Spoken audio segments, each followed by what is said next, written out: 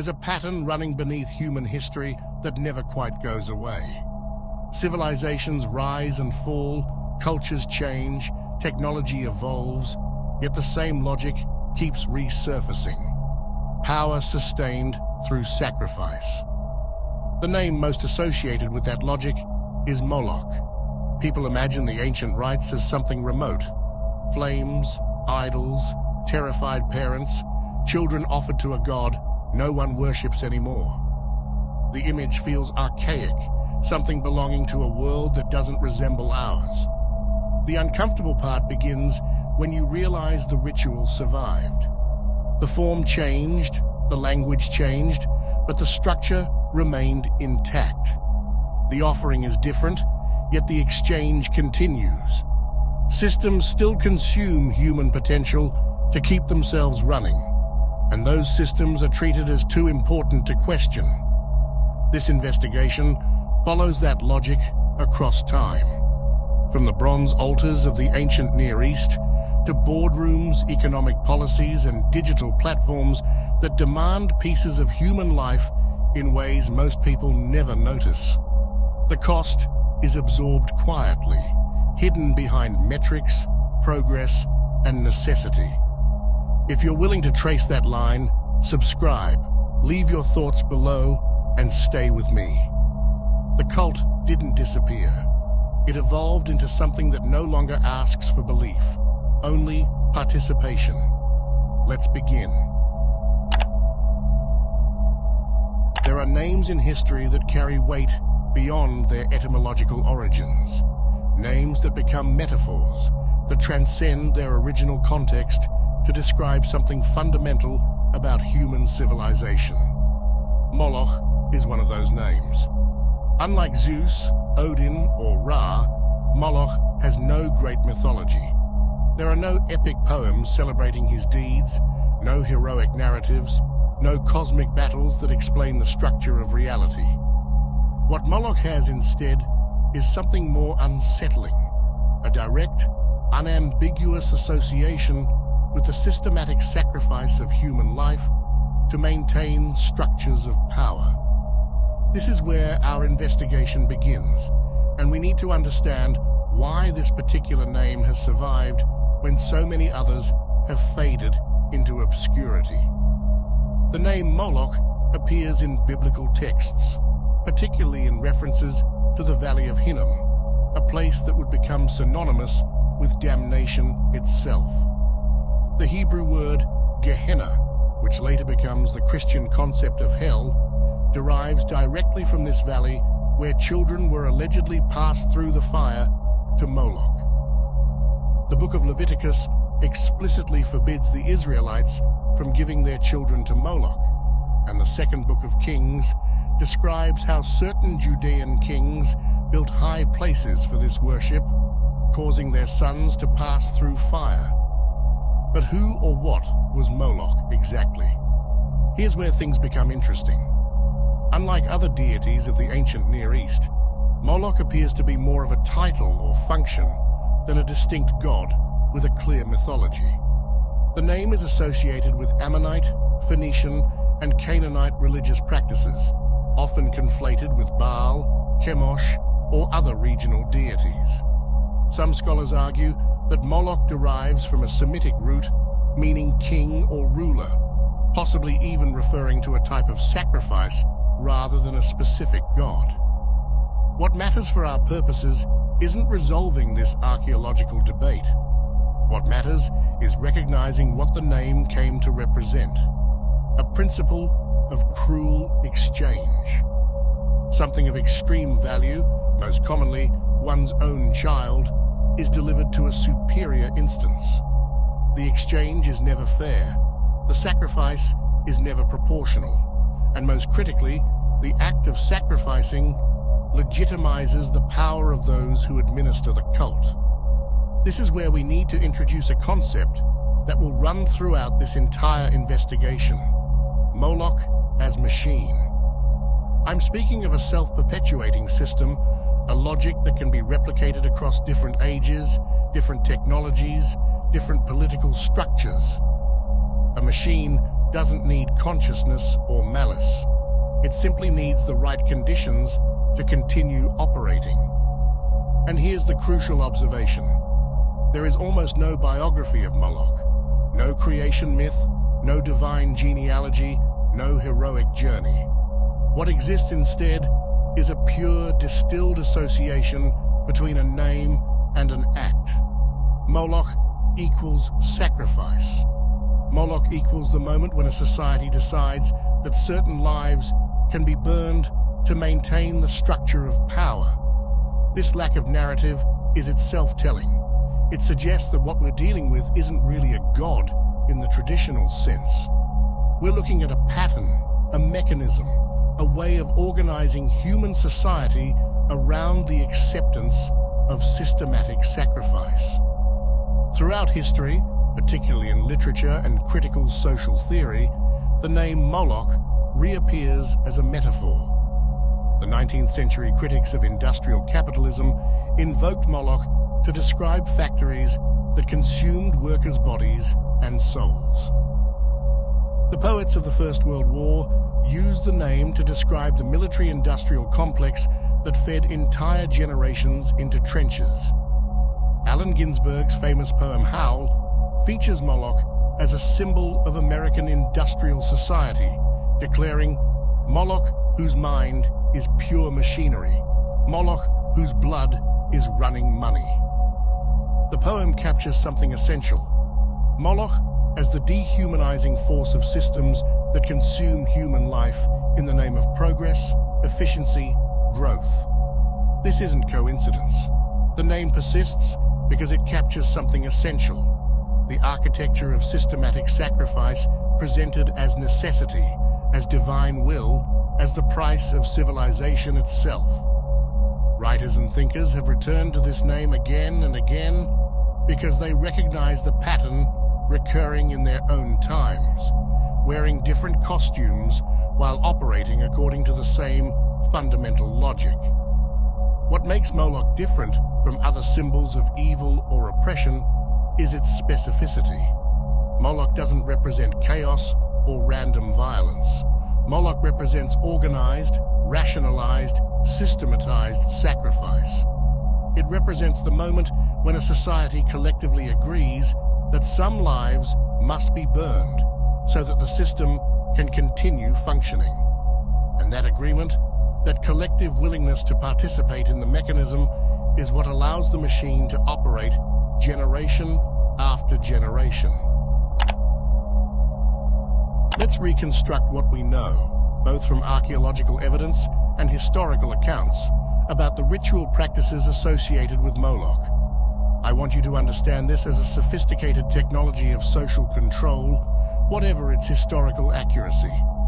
The classical description, drawn from various sources including Diodorus Siculus and other Greco-Roman historians writing about Phoenician and Carthaginian practices, describes a massive bronze statue, often depicted with the head of a bull and outstretched arms. The interior of the statue was hollow and could be heated from below until the metal glowed red. Children, typically firstborn sons from elite families, would be placed on the statue's arms and rolled into the furnace inside. Drums, trumpets, and other instruments would play loudly during the ceremony. The official explanation was that this music honored the god. The practical function was to drown out the screams so that mothers wouldn't hear their children die. Some accounts mention that parents were forbidden from crying, as tears would invalidate the sacrifice and bring divine displeasure upon the community. Before we continue, we need to address the historical debate about whether these accounts are accurate or propaganda. Some modern scholars argue that these descriptions are exaggerated or fabricated by Greek and Roman writers to portray Carthage as barbaric and justify its destruction. Others point to archaeological evidence, including the Tophet sites containing urns with remains of very young children, as confirmation that such practices occurred. For our purposes, what matters is understanding the social function of the ritual, whether it happened exactly as described or in some modified form. Because what we're examining here goes beyond historical curiosity. We're examining the blueprint of a machine. Think about what this ritual accomplishes. Families, particularly elite families, offer their most valuable possession, their children, specifically their firstborn sons, who would normally inherit power and wealth. The sacrifice is ritualized, conducted in public or semi-public settings, administered by a priesthood and framed as religiously necessary. The act appears as the highest form of devotion, the ultimate demonstration of faith and loyalty to the divine order, rather than as murder. The result is social cohesion of a particularly absolute kind, demonstration of total loyalty to the system, reinforcement of hierarchical power structures, and psychological conditioning of the population to accept that the temple state has ultimate authority over life and death. Let's focus on the psychological dimension because it's crucial to understanding how the machine functions. Imagine you're a member of this society and you've just witnessed or perhaps participated in the sacrifice of a child. What has this done to you psychologically? First, it establishes that the temple state has absolute authority, even over the most fundamental human bond, the parent-child relationship. If the system can demand your child and you comply, there is literally nothing it cannot ask of you.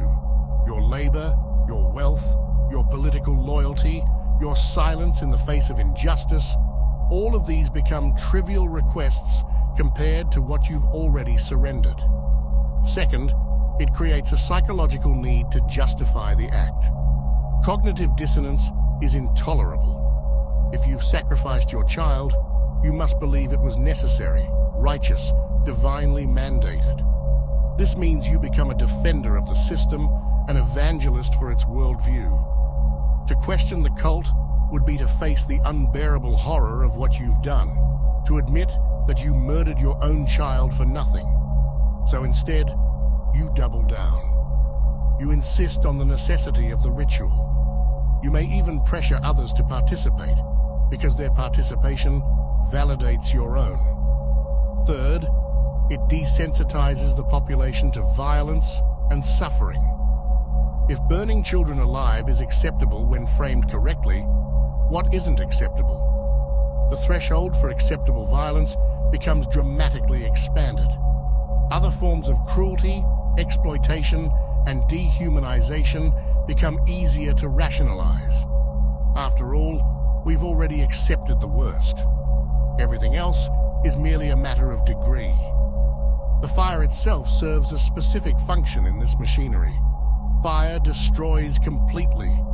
There's no body to properly mourn, no grave to visit, no physical reminder of what was lost. The child becomes pure absence, pure symbol. The fire converts flesh into ideology, person into concept. The individual child disappears into the abstraction of divine will, communal necessity, sacred order. Consider also the public nature of the ritual. This isn't done in secret. The community gathers, they witness, they participate through their presence. The drums and trumpets ensure that everyone knows what's happening. The spectacle creates collective complicity. No one can claim ignorance. No one can pretend they weren't part of it. The entire society becomes bound together by shared participation in the unspeakable. And here's where the machine reveals its true genius. The ritual reinforces itself. Those who have sacrificed their children now have a vested interest in ensuring others do the same. Those who have witnessed the sacrifice and remain silent become complicit, and their complicity binds them to the system. The priests who administer the ritual derive their power from it and have every reason to perpetuate it. The political elite who benefit from the social cohesion created by the ritual will protect it as necessary for stability. This is what makes it a machine. It's a self-perpetuating system that transforms human lives into social order. that converts the most intimate human bonds into demonstrations of political loyalty, that takes the unbearable and makes it bearable, then sacred, then necessary, even praiseworthy. The ritual doesn't only kill children, it kills the possibility of resistance. It kills the language needed to articulate opposition. Because how do you argue against something that's been framed as the will of the gods, the foundation of social stability, the price of divine favor? How do you resist when resistance means admitting that everyone who came before you, everyone who complied, was complicit in murder? Now we need to examine the economic logic underlying this system, because what we're looking at extends beyond religious ritual. It's an economy, a system of exchange where human life becomes currency. Let's think about the transaction that's taking place. A family offers what they value most, their child, in exchange for something abstract and future-oriented: protection, fertility, military victory, social stability, divine favor. The child's life is converted into an investment. The family, and by extension the community, is trading present suffering for future benefit. Here's the critical question: who determines the exchange rate? Who decides that one child equals 1 year of good harvests? Who calculates that 10 children burned equals victory in the coming war? The answer, of course, is the priesthood, the temple bureaucracy, the administrative class that mediates between the people and the divine. This creates a fascinating power dynamic. The priests don't physically force families to sacrifice their children, at least in no overt sense. Instead, they create a system where sacrifice becomes economically rational within the logic of the belief system. If you believe that failing to sacrifice will result in drought, plague, military defeat, then sacrifice becomes a terrible calculation that appears necessary. You're preventing the deaths of hundreds or thousands through your willingness to pay the price the gods demand, or so the logic goes. Notice how this shifts responsibility. The parents who hand over their children aren't villains. They're heroes, making an impossible choice for the greater good. The priests who administer the killing aren't murderers. They're intermediaries, servants of divine will, performing a sacred duty. And the god himself, Moloch, isn't evil. He's simply the cosmic mechanism through which order is maintained, protection is secured, chaos is held at bay. This diffusion of responsibility is crucial to how the machine operates. No individual feels fully responsible for the death of the child. The parents are obeying divine command. The priests are performing their religious function. The community is supporting necessary ritual. The god is simply being the god. Everyone is playing their part in a larger system, and that system itself becomes unquestionable because questioning it would mean accepting personal responsibility for murder. Now let's examine who actually pays and who actually profits from this economy. Vulnerable families, those who have few resources and little political power, are often the ones making the sacrifice. They're told that offering their child is their contribution to the community, their way of participating in the collective welfare. The elite families may also sacrifice, yet they do so from a position of having already secured wealth and influence. Their sacrifice is a demonstration of piety, a public relations gesture that reinforces their status as devout and worthy leaders. Meanwhile, the priestly class administers this economy of horror without ever placing their own children on the altar. They are the accountants of the divine, the logistics coordinators of sacrifice, and they derive immense power from this position. They control access to divine favor. They interpret the signs that determine when sacrifice is needed and when it's sufficient. They literally hold the power of life and death over the community's children. And what does the God receive in all this? Nothing, because the God is an abstraction, a symbol, perhaps no conscious entity at all. The real recipients of the sacrifice are the power structures that organize and administer it. The sacrifice doesn't feed a supernatural being. It feeds a system that concentrates authority, that manufactures consent for hierarchy, that makes a population willing to surrender everything, even their children, when commanded to do so by those in power. Here, we need to introduce a concept that will become increasingly important as we move toward examining modern systems: the idea of acceptable cost. The sacrifice creates a category of lives that can be destroyed without destabilizing the system. In fact, their destruction is what keeps the system stable. These are lives that must be burned so that the larger structure can continue. Once this category exists, once a society has accepted that some lives are legitimately expendable in service of the greater good, the machinery of rationalized killing can expand infinitely. You can always identify new groups whose sacrifice is necessary. You can always find new justifications for the security of the nation, to prevent economic collapse, to ensure the survival of our way of life, to avoid an even greater catastrophe. The families participating in this economy learn to internalize the logic. They begin to see their children through a different lens, as potential offerings, as their stake in the communal bargaining with cosmic forces. Children become inventory in a spiritual economy, human capital in the truest and most horrifying sense. And here's where the ancient cult provides a template for understanding modern systems. The same basic transaction structure can operate without any explicit religious framework. You don't need priests and altars to create an economy where human lives are traded for systemic stability. You simply need to establish the principle that some degree of human suffering and death is an acceptable price for maintaining the current order.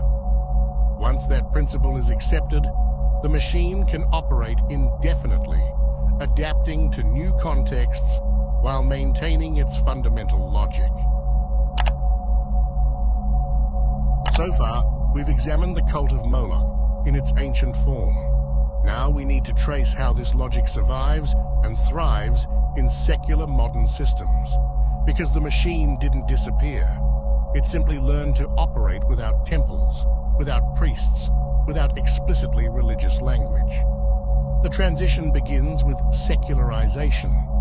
As societies moved away from theocratic governance and explicitly religious frameworks for understanding reality, the language of sacrifice had to adapt.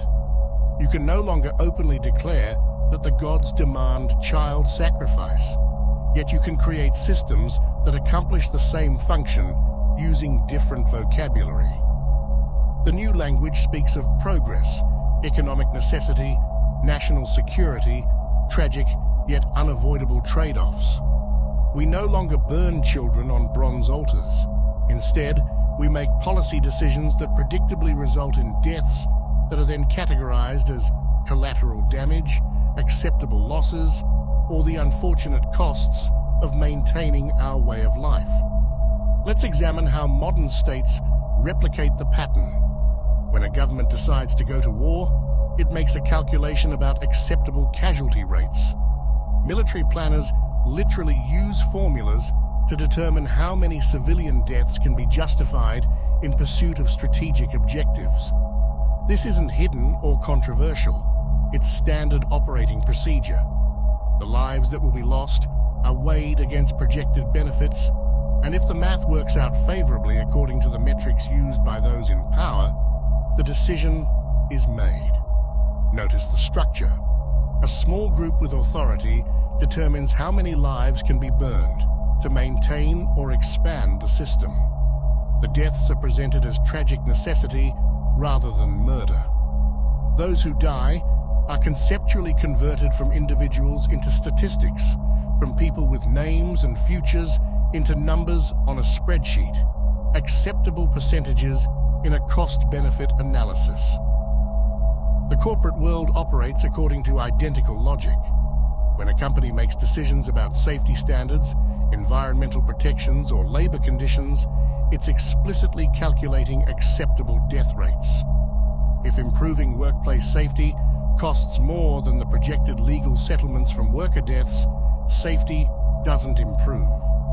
If environmental regulations cut into profits, companies will fight those regulations even when they know people will die from pollution. This isn't speculation. These are actual calculations documented in internal corporate memoranda that occasionally surface in legal proceedings. The pharmaceutical industry provides particularly clear examples. Drug companies regularly make decisions about whether to recall dangerous products based on projected deaths versus costs of recall. They literally place a dollar value on human life and make decisions accordingly. If the cost of preventing deaths exceeds the cost of letting people die and settling lawsuits, the deaths are accepted as economically rational. Economic policy operates the same way. When central banks and governments make decisions about monetary policy, employment rates, or social spending, they're making calculations about acceptable levels of poverty, homelessness, medical bankruptcy, and deaths from lack of health care. These aren't accidents or unforeseen consequences. They're known outcomes of policy choices, outcomes that are deemed acceptable to maintain economic stability or growth. The altar has moved from the temple to the boardroom, the cabinet meeting, the congressional hearing, the central bank conference. The fire that once consumed children in bronze statues now burns slower and at a distance, in factory floors, in war zones, in polluted neighborhoods, in bodies destroyed by poverty and preventable disease. And here's the crucial parallel. The language used makes the deaths invisible, or at least palatable, exactly as in the ancient cult. We don't say we're sacrificing people. We talk about externalities, market corrections, acceptable risk, necessary adjustments. The cold vocabulary depersonalizes the victims, converts them from individuals into abstract categories. They become data points rather than dead children. The modern machinery is actually more efficient than the ancient version in one critical respect. It distributes the sacrifice. Instead of burning one child in front of a crowd, modern systems expose millions of people to conditions that predictably shorten their lives, damage their health, or destroy their futures. The sacrifice happens continuously, diffused across space and time, which makes it much harder to see as sacrifice at all. The logic remains identical. A group with power decides how many lives can be expended to maintain the system. Those deaths are framed as unfortunate, yet necessary. The mechanisms that produce the deaths are presented as natural, inevitable, too complex to change without unacceptable disruption to the larger order. The machine hasn't disappeared. It's metastasized. It's gone from one bronze statue in one city to a global infrastructure of systematized death, all operating according to the same fundamental principle. Some lives can and must be burned so that the system continues functioning. Now we need to understand how populations are brought to participate willingly in these systems, how people come to accept and even defend machinery that consumes human lives. Because the machine doesn't work through force alone. It works through psychology, through the creation of narratives that make participation seem virtuous rather than complicit. The first mechanism is the narrative of inevitability. This is perhaps the most powerful tool in the machinery's arsenal. People are taught that there is no alternative, that the system operates according to natural laws as fixed as gravity, that any attempt to fundamentally change how things work would result in catastrophic collapse. This framing converts policy choices into cosmic necessities, human decisions into natural consequences.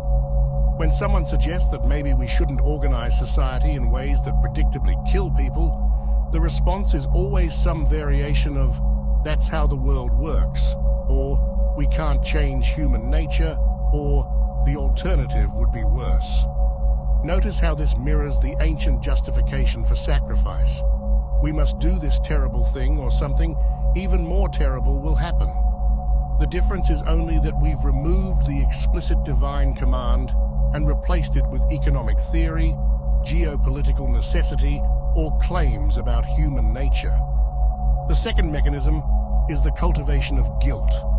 Those who refuse to participate in the system, who question its legitimacy, who resist its demands, are framed as selfish, naive, weak, or dangerous. If you won't sacrifice what the system demands, you're betraying your community, your nation, your family. You're the problem. You're the reason things aren't better. This creates an impossible bind. To care about the people being sacrificed means being accused of failing to understand how things really work. To point out that the system is built on suffering means being told you're unrealistic, childish, that you lack the maturity to accept hard truths. The very language needed to articulate opposition is preemptively delegitimized.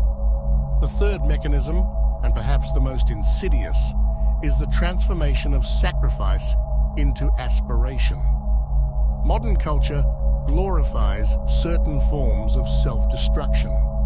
The entrepreneur who works 100-hour weeks and destroys their health is a hero.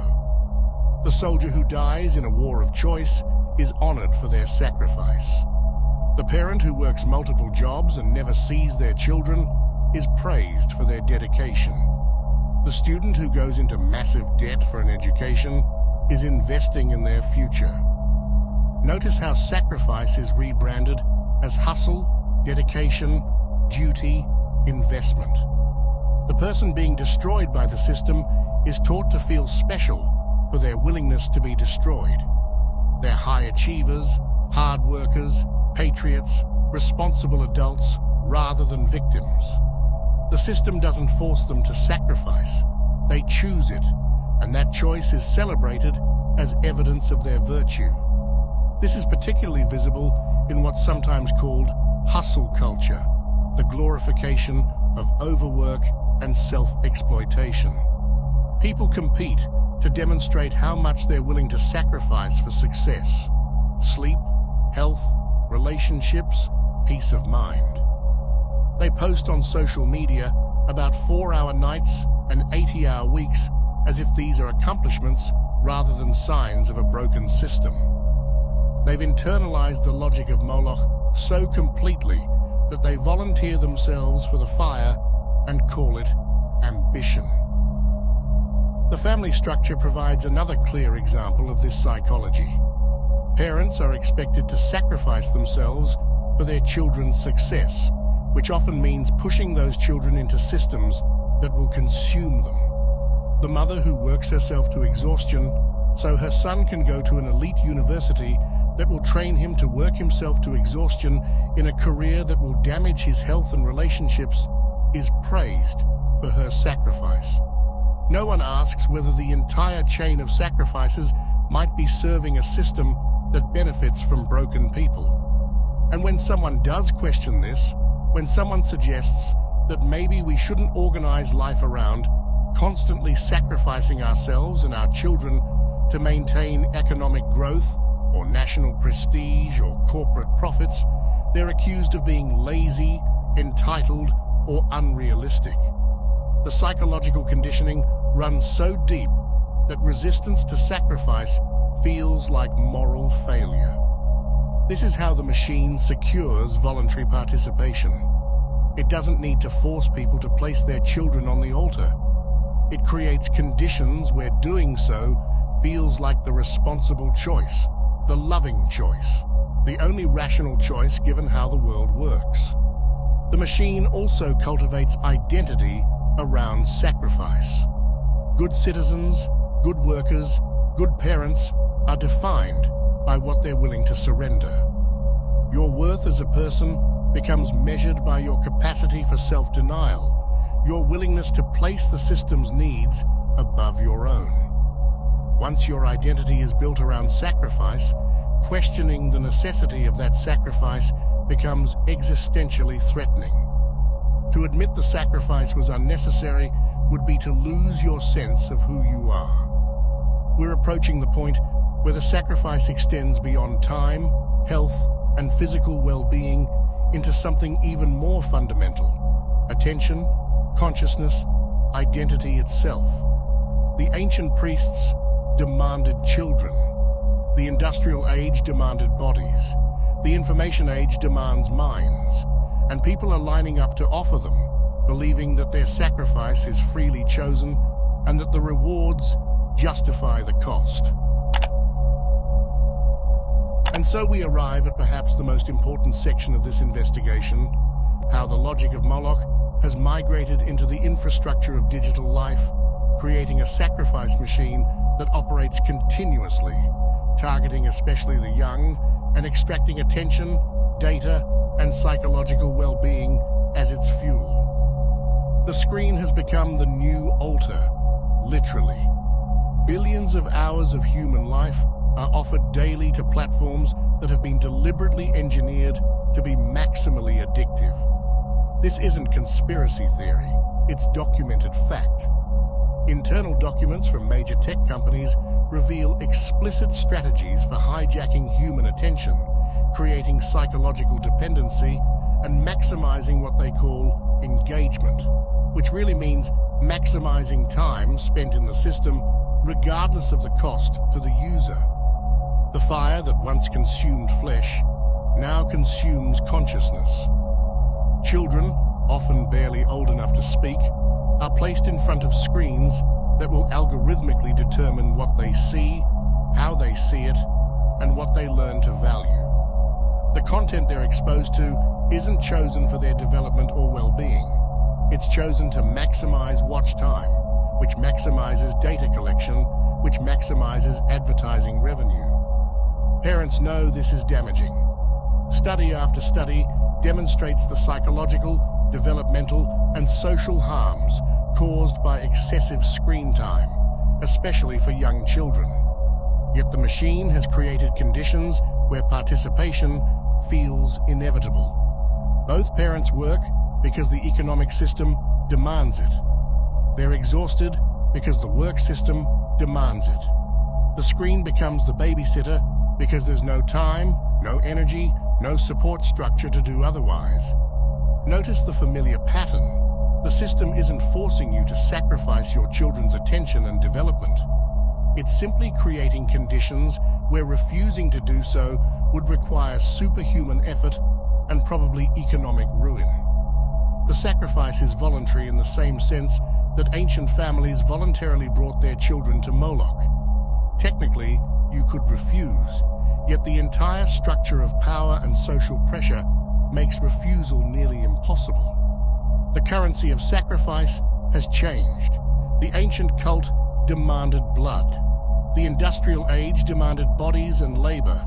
The digital age demands attention, data, psychological availability, and identity itself. The fundamental transaction remains the same. Lives, particularly young lives, are offered to systems that convert human experience into power and profit for those who control the machinery. Consider what algorithms do. They analyze human behavior, identify psychological vulnerabilities, and exploit those vulnerabilities to maximize engagement. They're particularly effective with developing minds that lack the cognitive tools to resist manipulation. The algorithm doesn't care if what it's showing a child is damaging their mental health, warping their sense of reality, or making them anxious and depressed.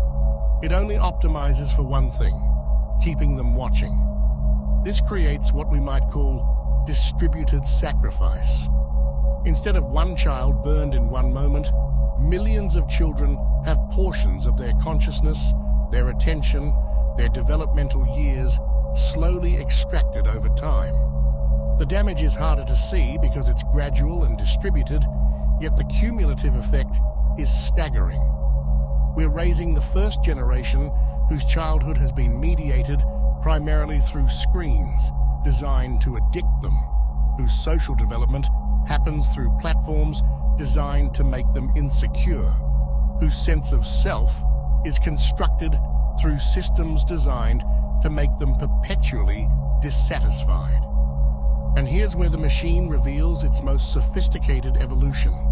It makes the victims defend it. Talk to any teenager about their relationship with social media, and they'll tell you it's damaging, it makes them anxious, they hate it. Yet they can't leave because everyone else is there.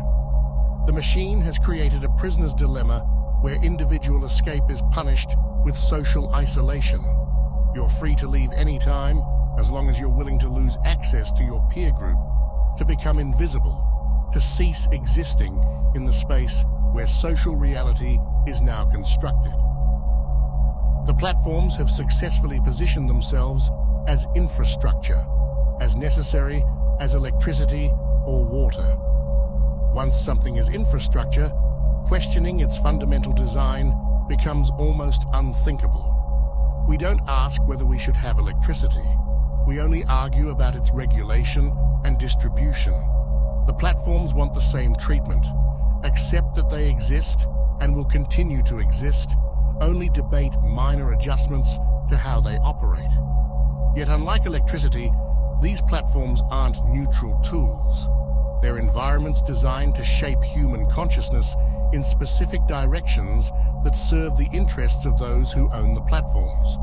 They're persuasion architectures, behavior modification systems operating at global scale, rather than infrastructure in any honest sense. The sacrifice extends beyond attention into identity itself. Young people construct their sense of self through validation metrics, likes, followers, views, engagement. Their worth as humans becomes quantified and publicly displayed. They learn to curate themselves for algorithmic approval, to shape their behavior, their appearance, their expressed thoughts according to what generates positive metrics.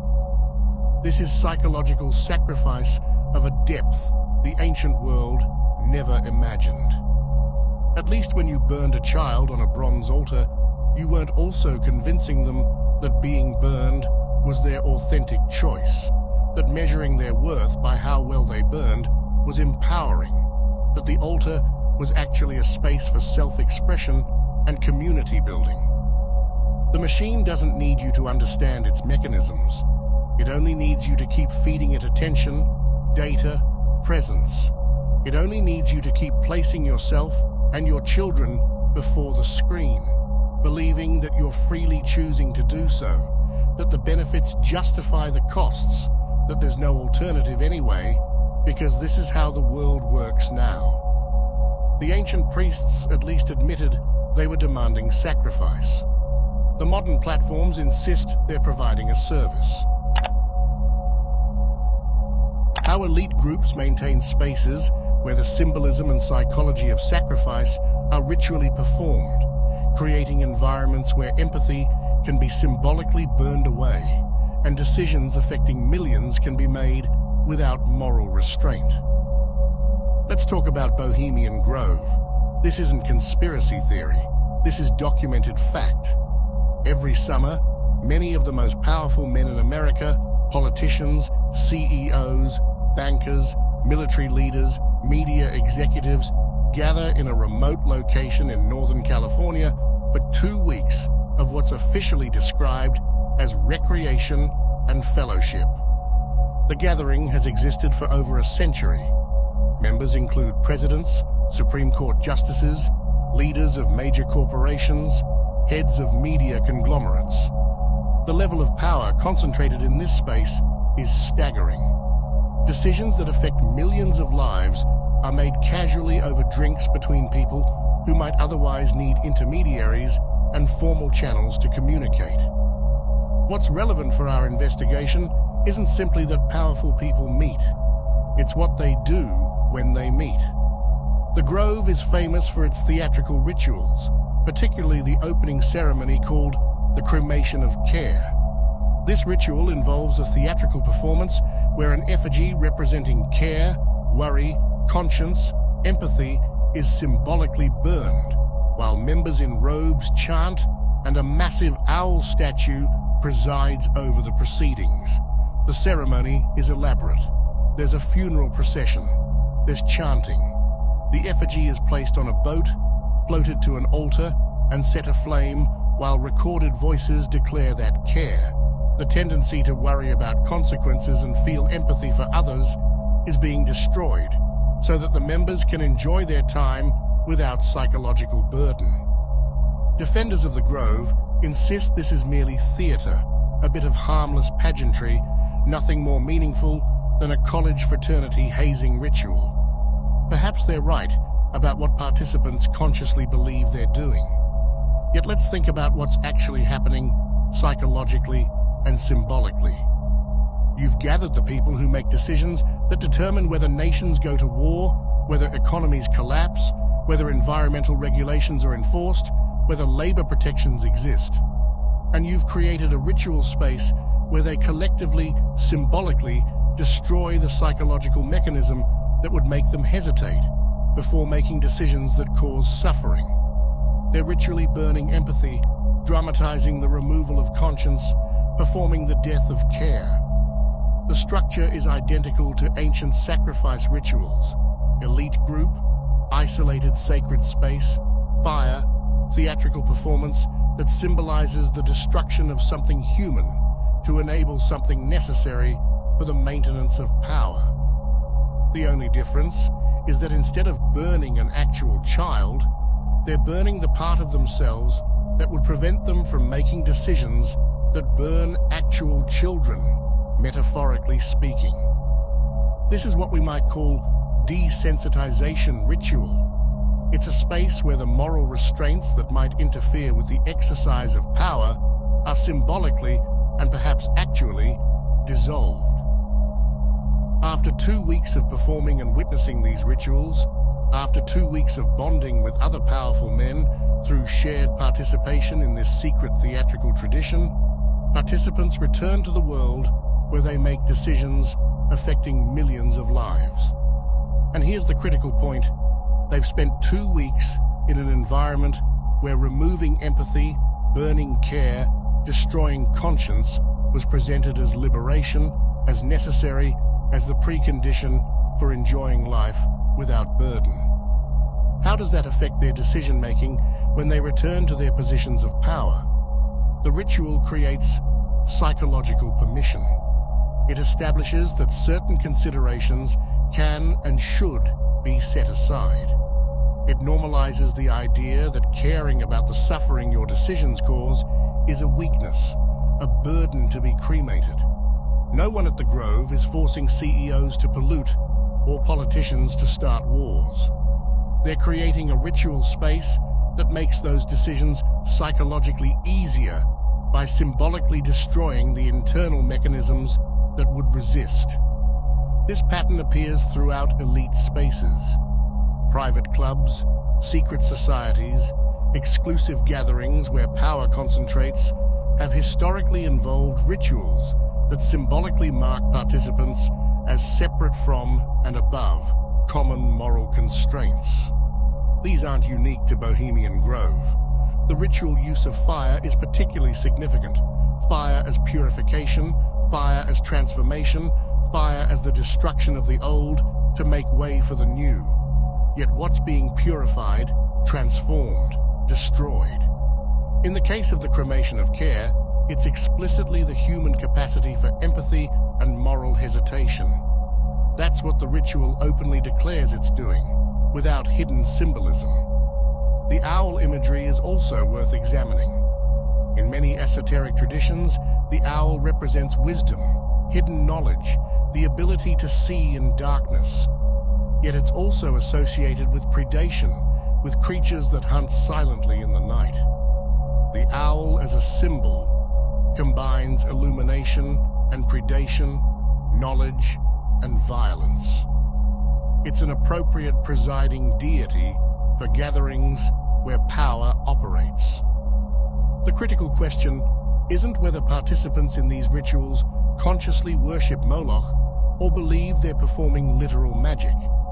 The question is what psychological function these rituals serve. They create bonding through shared participation in something that violates normal social boundaries. They establish psychological separation between the participants and the rest of humanity.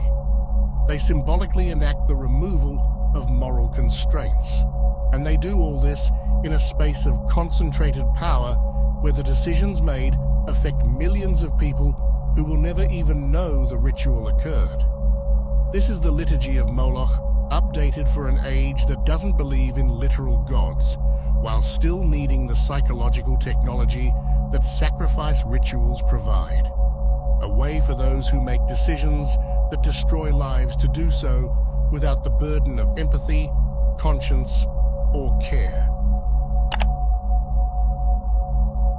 As we approach the conclusion of this investigation, we need to examine how the symbolism of Moloch has returned in modern iconography, how the bull, the fire, the altar have re-emerged in the visual language of power without anyone needing to speak the name. Walk through any major financial district and you'll encounter the bull, the charging bull, the bronze bull, the symbol of bull markets, aggressive growth, unstoppable economic force. The bull appears in sculptures, in corporate logos, in the language traders use. When markets are rising aggressively, consuming everything in their path, we call them bull markets. The symbolism isn't hidden, it's celebrated. Let's remember what the bull represents in ancient Near Eastern religion. The bull was a symbol of divine power, certainly, yet specifically of power that demands sacrifice, power that must be fed. Baal, often conflated or associated with Moloch, was represented as a bull or bull-headed deity. The bull represents strength, the strength to destroy, to charge forward regardless of what's crushed beneath. The famous charging bull sculpture in New York's financial district has become an icon, a photo opportunity, a symbol that encapsulates a certain vision of capitalism. Tourists take pictures with it. Stock traders revere it. It's presented as positive symbolism, strength, growth, prosperity. Yet look at what it actually depicts. Thousands of pounds of bronze muscle permanently frozen in the moment of charge, unstoppable momentum, the instant before impact. This is Moloch returned as corporate art. No one worships it consciously, yet it serves the same symbolic function the ancient idols served, a physical representation of the principle that certain forces must be allowed to charge forward regardless of what they destroy, that attempting to stop them would be futile or foolish, that their momentum is natural and inevitable. The architecture of power has also taken on a quality that mirrors ancient temples. Modern corporate headquarters and government buildings feature vast atriums, soaring ceilings, marble floors, columns that recall both classical temples and modernist visions of the future. These spaces are designed to make individual humans feel small, to create an atmosphere of institutional permanence and power that dwarfs personal concerns. Walk into the lobby of a major investment bank or corporate headquarters and notice what you feel. The space is designed to communicate that enormous forces operate here, that individual human concerns are trivial compared to the scale of what occurs in this building, that you are a supplicant in a temple of forces beyond your full comprehension. The language has also shifted in revealing ways. Humans are now called human capital, resources, assets. People are reduced to metrics, to productivity scores, to data points on performance charts. The workforce is downsized, right-sized, optimized. No one is fired anymore. Positions are eliminated. The language systematically removes the human from discussions about humans. This linguistic transformation mirrors how sacrifice victims in ancient cults were conceptually converted from individuals into offerings. You don't burn a child named Samuel who likes to play with wooden toys and has his mother's eyes. You make an offering. You sacrifice for the greater good. The abstraction is essential to the mechanism. Modern industries have their own vocabulary of abstraction. Military operations produce collateral damage rather than dead children. Economic restructuring causes temporary adjustment periods rather than mass poverty and death from preventable disease. Environmental exploitation creates externalities rather than poisoned communities and dead ecosystems. In each case, the language serves the same function ancient religious language served. It converts the human cost of maintaining the system into something abstract, inevitable, regrettable, yet necessary. The language is the ritual that allows the sacrifice to continue without those administering it feeling like murderers. Artists, filmmakers, and writers have recognized this pattern and started explicitly using Moloch imagery again. Science fiction often depicts the future as dominated by vast impersonal systems that consume human life to maintain themselves. Fritz Lang's Metropolis, made in 1927, features a sequence where workers are fed into a machine imagined as Moloch, literally depicting industrial capitalism as a child-eating god. The imagery has only become more relevant as time passes. Modern critical theory has also returned to Moloch as a conceptual framework. Thinkers trying to understand why humanity seems unable to prevent obvious catastrophes, why we continue systems that predictably destroy lives and environments, have rediscovered that the ancient metaphor captures something essential. We're dealing with systemic logic that operates like a machine, like a deity that must be fed, rather than with individual evil or stupidity. The idol doesn't need to be recognized to function.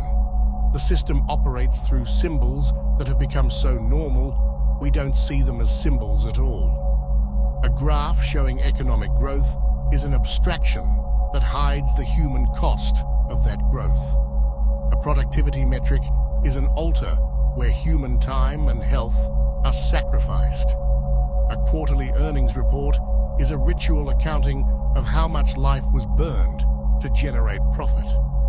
Perhaps most significantly, the worship happens through behavior rather than explicit devotion. No one bows to the bronze bull, yet millions structure their entire lives around the principles it represents: grow or die, charge forward or be trampled, maximize or be eliminated. The idol doesn't need priests. It has investors, executives, economists, policymakers who internalize its logic and implement its demands without ever needing to acknowledge what they're doing. Moloch has returned, yet he doesn't need temples because he's become the architecture of reality itself for those operating within systems of power. The idol isn't an object of worship. It's the structure of the world as experienced by those who've accepted its logic. And so we arrive at the end of this investigation at the question that makes all of this personally relevant rather than merely historically interesting. The question is simple yet unbearable. What are we still offering to this machine? What are you offering? Think about your own life for a moment. What do you sacrifice to maintain stability, to achieve success as the system defines it, to avoid the consequences of non-compliance? How much of your time goes to work that exhausts you, that you wouldn't freely choose if real choice existed? How much of your attention is surrendered to systems designed to addict you? How much of your health, your relationships, your actual lived experience of being alive is traded for the promise of security, advancement, or simply surviving? Now think about what you're teaching your children, if you have them, or what you witnessed being taught to you. Are they learning that their worth is measured by productivity, by metrics, by their ability to compete? Are they being prepared for lives where sacrifice of self is presented as virtue, where overwork is celebrated, where questioning the necessity of the system is discouraged as impractical or naive? Here's the harder question. Who decides who pays the price for the system to continue? Because someone always pays. Every time we accept a product made with exploited labor because it's cheaper, someone pays. Every time we vote for policies that maintain our comfort at the expense of distant others, someone pays. Every time we participate in systems that we know are destructive because opting out feels impossible or too costly, someone pays. The scale of this is difficult to comprehend. We're talking about billions of people whose lives are shaped by systems that treat human suffering as an acceptable cost of operation. We're talking about entire generations raised in conditions designed to extract maximum value from them while providing minimum support. The machinery of MOLOCH hasn't disappeared. It's evolved into something more pervasive and more efficient than anything the ancient world could have imagined. It doesn't need bronze statues or religious justification. It operates through economic policy, through corporate structure, through technological platforms, through educational systems, through the basic architecture of how modern life is organized. And here's what makes this so difficult to face. We're also its operators, its maintenance workers, its defenders, alongside being its victims. Every time we justify a terrible thing because that's how the world works, we're playing the role of the ancient priest, explaining why the sacrifice is necessary. Every time we prioritize abstract metrics over human well-being, we're updating the ritual. Every time we accept that some people's suffering is the price of our comfort, we're feeding the machine. The first act of resistance isn't revolution or dramatic refusal. It's recognition. It's seeing the machine as a machine rather than as nature, as gravity, as the inevitable structure of reality.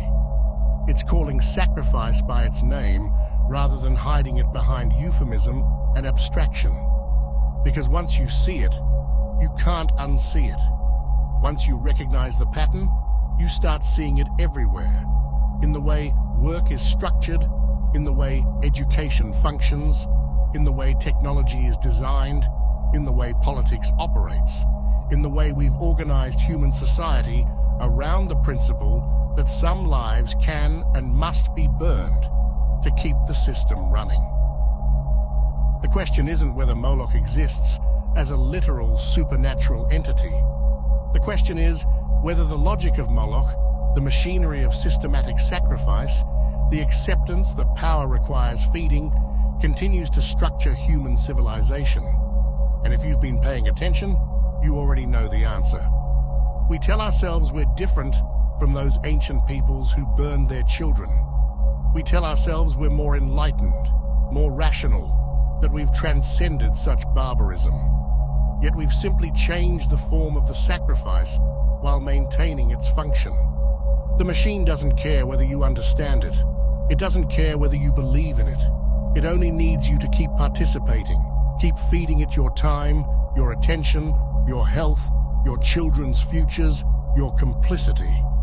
As long as you accept that the system's continuation justifies the cost, as long as you believe there's no alternative, as long as you're more afraid of what might happen if the machine stopped than you are of what it's currently doing, it will continue to operate. So here's the final, uncomfortable truth. Every day that you participate in systems that sacrifice human well-being for abstract goals, you're updating the ancient ritual. You might be placing children on bronze arms, yet you're accepting a world where children's attention is harvested by algorithms, where their futures are mortgaged to maintain economic growth, where their mental health is sacrificed to engagement metrics, where their lived experience of childhood is mediated through systems designed to addict and extract rather than nurture and develop. This isn't about individual guilt. This isn't about blaming people for participating in systems that present participation as the only option. This is about recognizing that the cult of Moloch never ended. It evolved. It became invisible by becoming everything. The water we swim in, the air we breathe, the structure of normal life. And until we're willing to name it, to see it, to acknowledge that the machinery of sacrifice is still operating, we'll keep feeding it, keep defending it, keep explaining to our children that their suffering is necessary, that this is how things are, that the price must be paid. The cult of Moloch is alive and functioning. The question is, now that you see it, what will you do? Wherever you are, I hope you're questioning everything. I encourage you to research for yourselves, to put everything in doubt, including this video itself, and to try to wake up everyone you can. Thank you for your time. If you found this investigation valuable, consider subscribing and sharing it. Until next time.